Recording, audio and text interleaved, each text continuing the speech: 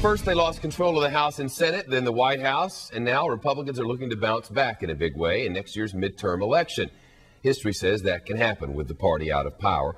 With a little more than a year to go, a strategy of attack is beginning to emerge, and the main target seems to be the Democratic Speaker of the House, Nancy Pelosi. And the plan, as we're seeing it from Republicans, link Democrats up for re-election to some of Nancy Pelosi's less popular policies. It's worth noting Republicans have tried this before, first in 2006, before she was the House Speaker, and then in 2008.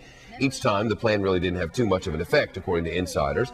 But last week, the GOP offensive began once again. So will the third time be the charm, or is this plan the wrong plan? With us now to debate the strategy, Republican pollster and veteran GOP consultant Chris Wilson is with us, and Brian Donahue, partner at the Republican political consulting firm Jamestown Associates. Good to see you both. Thank you. Hi, thanks for having us. Chris, what do you think? Well, I think all you have to do is look back to the last couple of years and see how successful the Democrats were in trying Republicans, well-known, even well-liked Republicans, to George W. Bush, and it was fairly effective as a campaign strategy.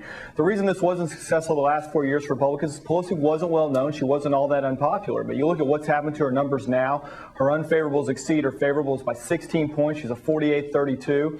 And I think we're now at a point to where Nancy Pelosi is seen as a liberal California Democrat. She motivates the base. She scares swing voters. And I think you're going to see it have a different impact than we may have the last couple of years. Brian Donahue, where do you disagree? Well, I disagree. I mean, this really comes down to Washington policies, not Nancy Pelosi's personality. People care about whether they're going to have a job in a few months. They care about their retirement. They care about health care. And those issues are going to be important. And Republicans are on the right side of these issues, as our numbers are showing. So I disagree and don't think that making this about one person and one person's personality is the right tact here. But Brian, you know, at one point or another, Democrats are going to get mad or Republicans are going to get mad. And some of the Republicans who are angry right now seem to like to target Nancy Pelosi. I mean, how many times have you heard, would you look at Nancy Pelosi now? Why wouldn't it work?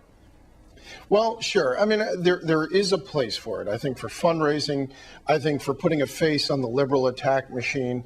But I think for overall, average Americans really care about issues that hit them emotionally, issues that hit them in the heart and in the pocketbook. And that really comes down to what's going on in Washington and the anti-Washington sentiment, not one personality, Nancy Pelosi. Chris, would one personality, if you're the Democrats, wouldn't it be easier to defend one personality or to, if you wish, throw one personality under the proverbial bus than it would be to talk about all the issues which Brian says the Republicans ought to be talking about?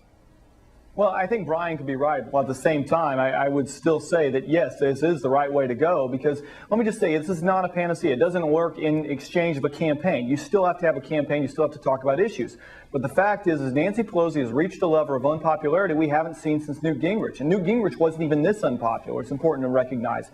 And the Democrats were able to successfully make him an issue in 1998, and where by all historical standards, Republicans should have picked up seats in an off-year Democrat presidential year election. We lost 5 seats in the House.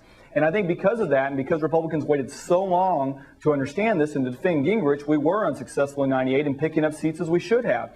And so because of that, I really hope the Democrats do leave her in power, and I hope they go to try bad for her, because they're not going to change her numbers around. She is a liberal. She is on the wrong side of issues, and she scares people. And because of that, it'll be a successful issue for Republicans in 2010. Brian, do you disagree with any of the specifics of Chris's argument there?